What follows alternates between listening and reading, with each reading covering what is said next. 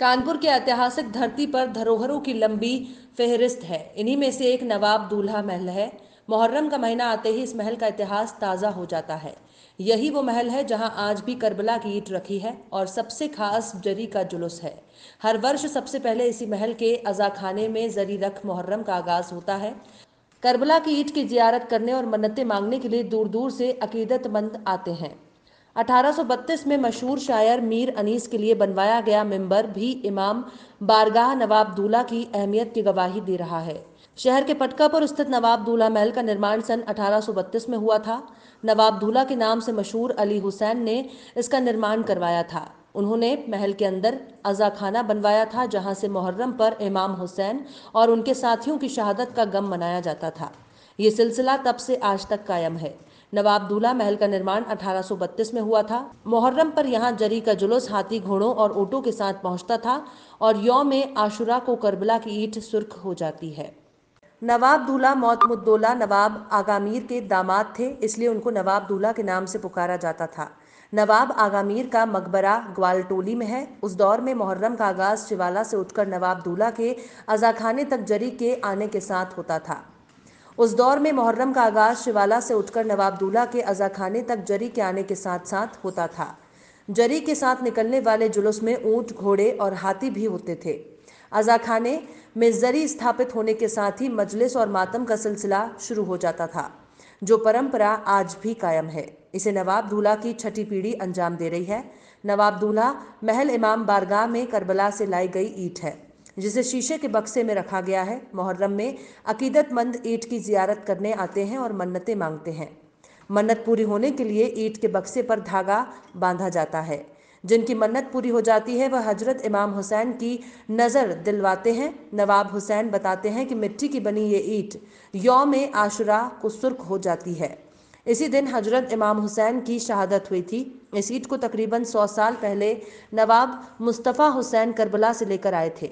मुहर्रम में ईद की जियारत करने और मुरादें मांगने के लिए दूर दूर से अकीदतमंद आते हैं।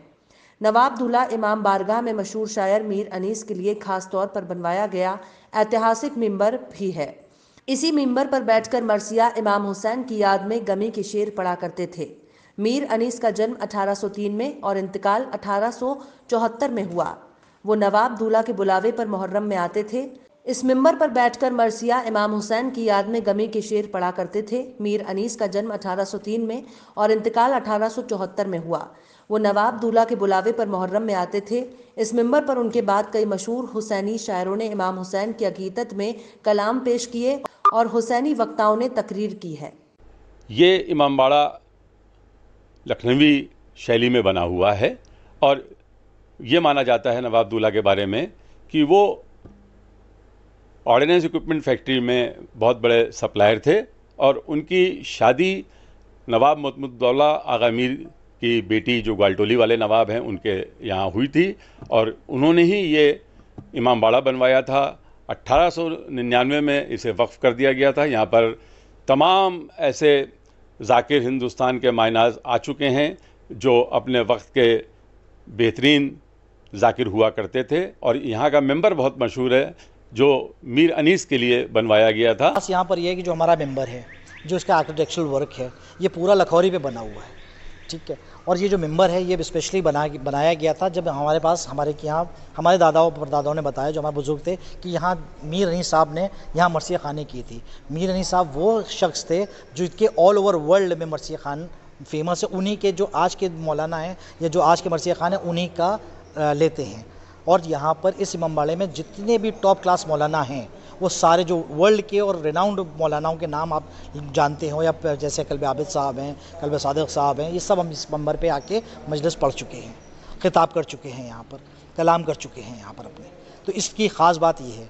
और ये मेंबर भी हमारा 100-150 साल पुराने ही मेंबर है और इस तरह का मेंबर आज तक आपको कहीं मिलेगा नहीं। ख़ासकर इसकी जो बनावट है इमामबाड़े की, ये प्राइवेट इमामबाड़ा है। अब मैं फिर से दोहरा दूँ, ये प्राइवेट इमामबाड़ा है, इसमें कोई किसी का हस्तक्षेप नहीं है, ना कहीं जिसका फ़ंड आता है ना कुछ है। इसको हम ही लोग मैनेज करते हैं, हमारे ख़ानदान वाले ही मैनेज करते हैं, हमारे बुज़ुर्ग जैसे करते थे वैसे ही हम ही लोग करते हैं इसको। ये इसकी ख़ास बात है। ये हमारे यहाँ करबला की ईंट है, ये कम से कम 150 साल पुरानी है। उसमें करबला की खाक है। तो करबला की खाक वहाँ से आई थी। इसमें लोग साल के 12 महीने अपनी मुराद पूरी करने आते हैं। ख़ास तौर पे 9 तारीख शब आशूर इसको खोल के उसकी ज़ियारत कराई जाती है और 10 तारीख को रोज़े आशूरा जिस दिन का होता है और जिस दिन ज़ोहर असर का वक्त होता है, ये मट्टी अपना कलर बदल देती है। तो यहाँ पर कहाँ से अकीदतमंद आते हैं? काफ़ी दूर दूर से आते हैं। ऑल ओवर समझ लीजिए आप, कानपुर से, लखनऊ से, उन्नाव से, अकबर, दूर दूर से लोग आते हैं। कानपुर देहात से लोग इसकी ज़ियारत करने आते हैं 9 तारीख को।